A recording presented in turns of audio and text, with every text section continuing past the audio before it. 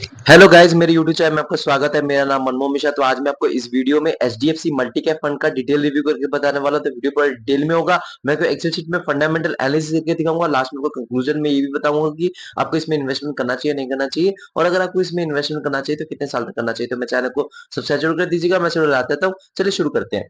तो जैसा कि आप मेरे यहाँ पे स्क्रीन पे देख पा रहे होंगे, एचडीएफसी मल्टी कैप फंड, इसे अगर आप लॉन्च ऑन डेट देखें तो 10 दिसंबर 2021 है। मतलब इस फंड को ज्यादा पुराना नहीं हो रखा है, ज्यादा से ज्यादा 3 साल ही हो रखे हैं। तो देख पा रहे कैटेगरी रिटर्न 3 साल में 18.74% तक का रिटर्न है।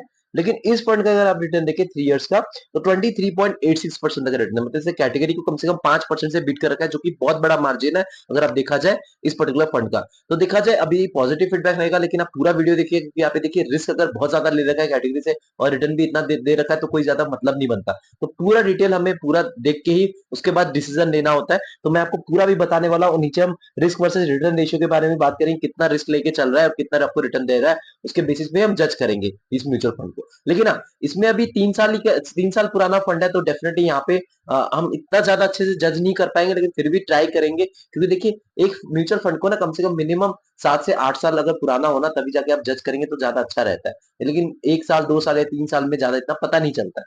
लेकिन फिर भी 3 साल ठीक ठाक है, मैं आपको इसमें बताऊंगा अभी। अगर मान लीजिए इस पर्टिकुलर म्यूचुअल फंड में आपने 1000 रुपए इन्वेस्टमेंट किया होता है 1 साल तक कंटिन्यूअसली, हर महीने तक का अमाउंट डिपोजिट है 12,000 रुपीज, और 12,000 रुपये आपको कन्वर्ट होकर बन गया था 14,121 रुपीज में। तो देख पा रहे हैं जो पैसा है वो 2,121 रुपीज की बढ़ोतरी हुई होती। और मान लीजिए इस फंड में ना इन्वेस्टमेंट कर आपने गोल्ड में इन्वेस्टमेंट किया होता है, तो अमाउंट डिपोजिट होता है वो 12,000 रुपीज, और 12,000 रुपीज आपको कन्वर्ट होकर बन गया था 13,678 रुपीज में। देख पा रहे हैं जो पैसा है वो 1,678 रुपीज का बढ़ोतरी आपको देखने को मिली है। एफडी में इन्वेस्टमेंट किया था, जो अमाउंट डिपॉजिट था 12,000 रुपीज, और 12,000 रुपीज आपको कन्वर्ट होकर बन गया था 12,462 रुपीज। तो देख पा रहे कि जो पैसा है वो आपको कितना ज्यादा आकाश पाताल का फर्क दिखा होगा इस पर्टिकुलर म्यूचुअल फंड में इन्वेस्टमेंट करना और एफडी में इन्वेस्टमेंट करना। तो डेफिनेटली आपको इसमें पता चला होगा कि इन्वेस्टमेंट करना क्यों जरूरी होता है। और गोल्ड में हो चाहे इस पर्टिकुलर म्यूचुअल फंड में क्यों ना हो, एफडी में आपका पैसा इतना ज्यादा बढ़ता नहीं है। अब रिटर्न वर्सेस कैटेगरी बात करते हैं, या फिर रिटर्न डेफिनेटली हाई है, क्योंकि देखिए आपने अपने कैटेगरी को बड़े मार्जिन से बीट कर रखा है, वो भी 5% से बीट कर रखा है, तो बहुत बड़ा मार्जिन है। तो डेफिनेटली यहाँ पे हाई रहेगा। रिस्क वर्सेस कैटेगरी बात करें तो एवरेज है, वो कैसे है वो अभी नीचे बात करेंगे। रिस्क और रिटर्न रेशियो निकाल रखा है लास्ट के 3 साल का। तो 3 साल का ये फंड में कितना इसने रिस्क और रिटर्न दे रखा है एडजस्ट करके, तो वो अभी नीचे पता चलेगा। बीटा, बीटा बेसिकली क्या होता है कि आपको बताता है volatility with respect to its benchmark. जी हाँ, कितना ये पर्टिकुलर म्यूचुअल फंड वोलेटाइल है। अगर ये 1 से नीचे होता है तो ठीक ठाक माना जाता है। तो यहाँ पे देखा जाए इस फंड का 0.92 है और कैटेगरी 0.91 है। तो अब देख पा रहे कि लगभग आसपास ही है, लेकिन ये थोड़ा सा ज्यादा वॉलेटाइल है अपने कैटेगरी से। तो डेफिनेटली यहाँ पे एक लॉजिकल बात भी है, क्योंकि ज्यादा वॉलेटाइल रहेगा क्योंकि रिटर्न भी आपको ज्यादा दिलवा रहा है as compared to its category को भी 5% से बीट कर रहा है। तो ज्यादा माइनर डिफरेंस है, कोई ज्यादा डिफरेंस नहीं है। तो उस मामले में मैं पॉजिटिव फीडबैक दूंगा, क्योंकि आपका रिस्क जो है लगभग बराबर ही ले रहा है कैटेगरी का, और रिटर्न भी कैटेगरी बीटिंग है वो भी 5% से बीट कर रहा है। स्टैंडर्ड डिविएशन की बात करें तो देखिए स्टैंडर्ड डिविएशन बेसिकली क्या होता है कि आपका जो एवरेज रिटर्न है ना, एवरेज रिटर्न से कितना पॉजिटिव कितना नेगेटिव, जो एक रेंज बन जाता है ना, उसी के बीच में आपको रिटर्न मिलता है हर साल। तो वही आपको इसी से स्टैंडर्ड डिविएशन का पता चलता है, जितना कम हो उसे अच्छा खासा माना जाता है। तो यहाँ पे देखा जाए इस पर्टिकुलर फंड का 14.23 है, और कैटेगरी का 14.56 है। मतलब कैटेगरी से थोड़ा बहुत कम है, माइनर डिफरेंस है, फिर भी कम तो है ना। और रिटर्न भी आपको ज्यादा दिलवा रहा है, कैटेगरी बीटिंग रिटर्न है। तो यहाँ पे डेफिनेटली रिस्क और रिटर्न के बाद मामले में एकदम पॉजिटिव फीडबैक दूंगा। रिस्क कम लेके, मतलब रिस्क बराबर लेके, कम नहीं बोलूंगा, कैटेगरी के बराबर लेके आपको रिटर्न ज्यादा दिलवा रहा है कैटेगरी से, वो भी 5% से बीट कर रहा है, वो भी 3 साल तक कंटिन्यूअसली। तो डेफिनेटली यहाँ पे एक पॉजिटिव फीडबैक रहेगा रिस्क और रिटर्न रेशियो के मामले में। अगर मान लीजिए इस पर्टिकुलर म्यूचुअल फंड में आप इन्वेस्टमेंट करना चाहते हैं, मिनिमम एसआईपी 100 रुपए से कर सकते हैं, जो कि आजकल स्टूडेंट लोग कर रहे हैं। तो डेफिनेटली पॉजिटिव फीडबैक रहेगा। 100 रुपए से स्टूडेंट लोग भी कर सकते हैं, और वन टाइम इन्वेस्टमेंट की बात करें लमसम भी 100 रुपए से कर सकते हैं, जो कि पॉजिटिव फीडबैक रहेगा। लॉक इन पीरियड की बात करें, कोई भी लॉक इन पीरियड नहीं, कभी आप यहाँ पे इन्वेस्टमेंट कर सकते हैं, कभी यहाँ से एग्जिट मार सकते हैं। एम साइज की बात करें तो एम का फुल फॉर्म होता है एसेट अंडर मैनेजमेंट। आपको पता चलता है इस पर्टिकुलर म्यूचुअल फंड में कितना पैसा इन्वेस्टेड है। तो इसमें क्या होता है कि आप भी थोड़ा जान जाते हैं, आप भी कॉन्फिडेंट हो जाते हैं कि हाँ, अगर लोग का भरोसा है, एम साइज अगर ज्यादा है, तो आपका लोगों का भरोसा तभी इसमें पर्टिकुलर म्यूचुअल फंड में ज्यादा इन्वेस्टमेंट कर रहे हो, इसका एम साइज ज्यादा है। तो यहाँ पे आप एक पॉजिटिव सोच सकते हैं वहां पे। लेकिन एम साइज आपका कम रहता है ना, तो वहां पे एक दिक्कत आती है। दिक्कत क्या आती है कि आपका भरोसा नहीं रहता, मतलब क्योंकि लोगों का भरोसा नहीं है, कुछ ना कुछ इस पर्टिकुलर म्यूचुअल फंड में खराबी है, तभी लोग ज्यादा भरोसा नहीं कर रहे और यहाँ पे ज्यादा इन्वेस्टमेंट नहीं कर रहे। तो ये इन एक परफेक्ट होना थोड़ा जरूरी हो जाता है, लेकिन इनसे ज्यादा होने में दिक्कत क्या आती है कि फंड मैनेजर को मैनेजमेंट करने में दिक्कत आती है। जैसे आपने सुना होगा Nippon India small cap fund, इसका अगर आप देखेंगे इनसाइड 70,000 करोड़ रुपीज के आसपास पहुंच चुका है। तो वहां पे क्या फंड मैनेजर को मैनेजमेंट में दिक्कत आती है, वो कभी बार एसआईपी बंद कर देते हैं, कभी कभार लमसम बंद कर देते हैं। लेकिन हाँ, अगर फंड मैनेजर मैनेजमेंट कर लेते हैं कोई ज्यादा प्रॉब्लम नहीं आएगी। तो यहाँ पे देखा जाए एम साइज 16,733 करोड़ रुपीज, वो भी सिर्फ 3 साल में। तो देखा जाए एम साइज बहुत ज्यादा है। तो यहाँ पे देखा जाए फंड मैनेजर मैनेजमेंट कर लेते हैं। अगर फंड मैनेजर देखे कितने हैं वो नीचे देख के पता चलेगा, 2 फंड मैनेजर है। तो अभी के टाइम में 1 साल 3 साल के हिसाब से थोड़ा सा ज्यादा है, लेकिन फिर भी आप इसको मैनेजेबल मान सकते हैं, क्योंकि फंड मैनेजर दो है, आप नीचे देख पा रहे हैं। तो वो अभी हम उसके बारे में डिटेल में डिस्कस करेंगे। लेकिन यहाँ पे ना तो मैं पॉजिटिव फीडबैक दूंगा, ना तो नेगेटिव फीडबैक दूंगा, एवरेज सा बोलूंगा कि एम साइज ठीक है। एम साइज थोड़ा सा और कम होता तो ज्यादा अच्छा रहता, क्योंकि फंड मैनेजर का थोड़ा ज्यादा होता है और अच्छा रहता। लेकिन फिर भी 16,000 मतलब 733 करोड़ रुपीज कुछ ज्यादा नहीं है। अगर देखा जाए 3 इयर्स के हिसाब से ज्यादा है, मतलब लोगों का ज्यादा भरोसा है। लेकिन 2 फंड मैनेजर आराम से मैनेज कर ले, तो यहाँ पे मैं नेगेटिव फीडबैक नहीं दूंगा, एकदम बढ़िया बोलूंगा कि एम साइज बढ़िया है बोलूंगा। एक्सपेंस रेशियो की बात करें, देखिए एक्सपेंस रेशियो क्या होता है कि देखिए आप तो दिमाग लगा नहीं रहे, दिमाग लगाने वाले कौन है? आपके फंड मैनेजर। फंड मैनेजर दिमाग लगा के आपके इन्वेस्टमेंट करते हैं और आपको रिटर्न दिलवाते हैं, तो आपको एज ए मैनेजमेंट फीस कुछ हिस्सा देना पड़ता है। तो ये अगर 1% से नीचे से अच्छा खासा माना जाता है, लेकिन जो मैंने क्राइटेरिया सेट कर 0.7% नीचे हो, क्योंकि रीजन ये कि 0.8% या 0.9% या 1% भी हो ना, लॉन्ग रन में लाखों करोड़ों का डिफरेंस बन जाता है और आपको as a management fees payment करना पड़ता है, जो कि बिल्कुल भी अच्छी चीज नहीं है। अगर देखिए आप भी 10 साल 15 साल तक इन्वेस्टमेंट करते हैं और इन्वेस्टेड रहते हैं, उसका जब पैसा रिडीम करते हैं और फिर आप करोड़ों रुपीज या लाखों रुपीज आप as a management fees payment कर रहे हैं, तब वो कैसा लगेगा? तो वो कितनी बेकार चीज लगेगी आपको। तो इसीलिए ये थोड़ा पहले से आपको देखना पड़ता है जब आप इन्वेस्टमेंट करने से पहले। तो अगर 0.7% से नीचे से अच्छा खासा माना जाता है मेरे हिसाब से, तो 0.64 है, तो डेफिनेटली यहाँ पे पॉजिटिव फीडबैक रहेगा एक्सपेंस रेशियो के मामले में। टैक्स इन्फॉर्मेशन की बात करें तो यहाँ पे 1 साल से पहले आपने एग्जिट मारा, प्रॉफिट बुकिंग कर ली तो आपको 20% तक का टैक्स देना पड़ेगा प्रॉफिट पे। 1 साल के बाद आपने एग्जिट मारा तो 12.5% तक का टैक्स देना पड़ेगा प्रॉफिट पे। अगर 1 साल से पहले आपने एग्जिट मारा तो आपको 1% तक का एग्जिट लोड देना पड़ेगा। 1 साल के बाद आपने एग्जिट मारा तो एग्जिट लोड देने की कोई जरूरत नहीं है।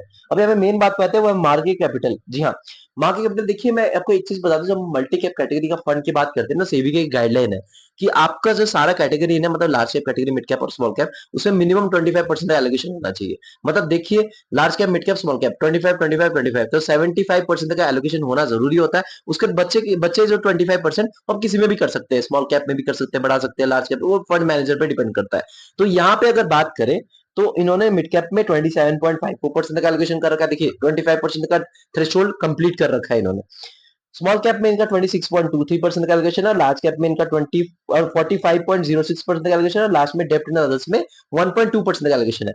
तो देखिए यहाँ पे रिस्क कम लेने की कोशिश करी गई है, तभी आप यहाँ पे देख पा रहे हैं कि जो इनका बीटा और स्टैंडर्ड डेविएशन अपने कैटेगरी से कम है, रिटर्न भी ज्यादा देर बाद रखा है। तो अब देख पा रहे हैं कि मतलब इन्होंने जो मिनिमम एक थ्रेशोल्ड मिड कैप और स्मॉल कैप में फॉलो कर रखा है, और बाकी के जो बचे वो लार्ज कैप और डेप्ट में ही पैसा लगा दिया। मतलब करीब करीब लगा सकते हैं मिड कैप और स्मॉल कैप 53% तक का एलोकेशन इनका मिड कैप और स्मॉल कैप में है, और बाकी के बचे 47% लार्ज कैप और डेप्ट में है। तो जो कि बहुत ही कम रिस्क लेने की कोशिश करी है इन्होंने, कम रिस्क लेने की मतलब दबाने की कोशिश करी है, और रिटर्न भी आपको ज्यादा दिलवाने की कोशिश करी है। तो डेफिनेटली हमें पॉजिटिव फीडबैक रहेगा कैपिटल मार्केट कैपिटल के बारे में। सेक्टर एलोकेशन की बात करते हैं, फाइनेंशियल सर्विसेज में 27.69% का एलोकेशन है, इंडस्ट्रियल सेक्टर में 15.52% का एलोकेशन है, कंज्यूमर साइकिल में 15.01% का एलोकेशन है, टेक्नोलॉजी सेक्टर में 11.67% का एलोकेशन है, हेल्थ केयर में 8% का एलोकेशन है, बेसिक मेटल्स में 7.4% का एलोकेशन है, एनर्जी सेक्टर में 4.86% का एलोकेशन है, कंज्यूमर डिफेंसिव में 3.52% का एलोकेशन है, कम्युनिकेशन सर्विसेज में 2.87% का एलोकेशन है, रियल एस्टेट में 1.1% का एलोकेशन है। तो यहाँ पे सेक्टर एलोकेशन के मामले में देखिए, जो ऊपर के जो 5 सेक्टर्स है ना, financial services, industrials, consumer cyclical, technology और आप मान सकते हैं हेल्थ केयर, अगर ये 5 सेक्टर अच्छा खासा परफॉर्मेंस देते हैं, कोई पर्टिकुलर म्यूचुअल फंड भी अच्छा खासा परफॉर्मेंस देगा। तो सेक्टर एलोकेशन मामले में, डाइवर्सिफिकेशन मामले में पॉजिटिव फीडबैक दूंगा, यहाँ पे कोई नेगेटिविटी मुझे दिखी नहीं है। फंड मैनेजर की बात करते हैं, यहाँ पे 2 फंड मैनेजर है, एक है गोपाल अग्रवाल, इनका एक्सपीरियंस है 4.34 इयर्स का। सेकंड जो है ध्रुव मुच्छल, इनका एक्सपीरियंस है 1.41 इयर्स का इस पर्टिकुलर म्यूचुअल फंड में। तो देखा जाए तो मैं आपको बताऊं, एक्सपीरियंस के मामले में यहाँ पे पॉजिटिव फीडबैक रहेगा, क्योंकि आप देखिए जो 4 साल की एक्सपीरियंस है, यहाँ पे आप इनके पुराने हिस्ट्री ट्रैक कर सकते हैं, इनकी स्ट्रैटेजी जान सकते हैं, इनके बारे में जान सकते हैं कि इन्होंने पास में कैसे रिटर्न दिलवा रखा है और इनकी स्ट्रैटेजी क्या होती है इन्वेस्टमेंट करने में। तो ये चीज एक पॉजिटिव फीडबैक रहती है, तो यहाँ पे मैं डेफिनेटली एक पॉजिटिव फीडबैक दूंगा फंड मैनेजर के मामले में। रेटिंग की बात करूं तो यहाँ पे 4 आउट ऑफ 5 रेटिंग रहेगा, क्योंकि देखिए ये मुझे एक अच्छा खासा फंड लगा है, रिस्क को एडजस्ट करके रिटर्न अच्छा खासा दे रहा है, कैटेगरी बीटिंग रिटर्न दे रहा है। लेकिन प्रॉब्लम यहाँ पे क्या है कि सिर्फ 3 साल का फंड है, तो जज करना थोड़ा अर्ली है। अगर यहाँ पे 7 से 8 साल का पुराना फंड होता तो थोड़ा सा आप बोलते कि हाँ पुराना फंड है तो थोड़ा जज करना थोड़ा इजी रह रहा है। लेकिन 3 साल के हिसाब से इन्होंने अच्छा खासा परफॉर्मेंस दिया है। आप देख पा रहे 3 साल में इन्होंने कैटेगरी बीटिंग रिटर्न दे रखा है, जो कि 5 साल का 5% का डिफरेंस है, जो कि बहुत बड़ा मार्जिन है, पहला।